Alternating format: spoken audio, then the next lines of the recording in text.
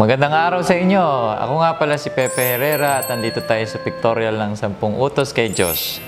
At sa pelikula namin, marami akong payo sa karakter ni Gerald na si Josh. At ngayon naman, kayo ang papayuan ko. Payo ko sa mga taong naliligaw ay magtanong. Yun ang the best.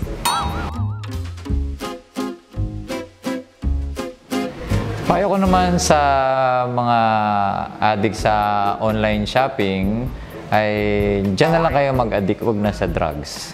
Basta may pera kayo at hindi naubos ang pera nyo, kung yan ang gusto nyo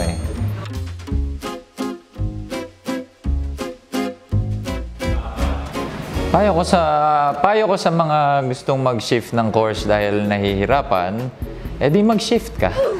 Basta may pera yung parents mo, bakit hindi?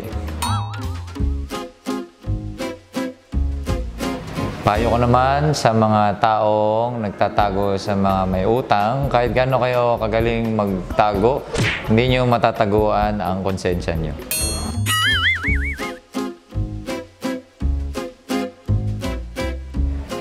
Payo ko sa mga feeling main character pagka nagkukwentuhan ng mga kaibigan, tanungin nyo ang inyong sarili, ano nga ba ang pinagdaanan nyo nung bata kayo?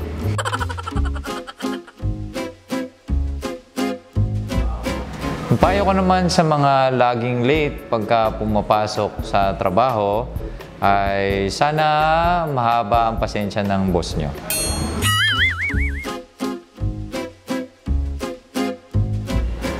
Payo ko naman sa mga mahilig mag-overtake sa kalsada,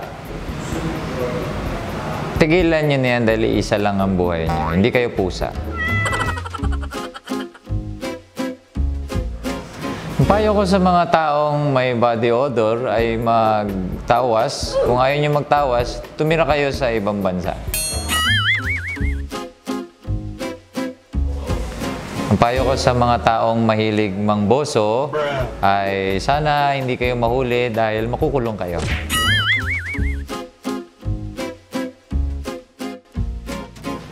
Ang payo ko sa mga taong ayaw gumawa ng gawaing bahay ay gawin nyo yun kasi walang ibang gagawa nun para sa inyo. At kung ayaw nyo gawin, tumira kayo sa kalsada. Muli, iniimbitahan ko po kayong lahat na manood ng pelikula naming 10 Utos kay Josh. Malapit na po ipalabas at sana panoorin nyo kasama ang inyong buong pamilya o ng buong parokya.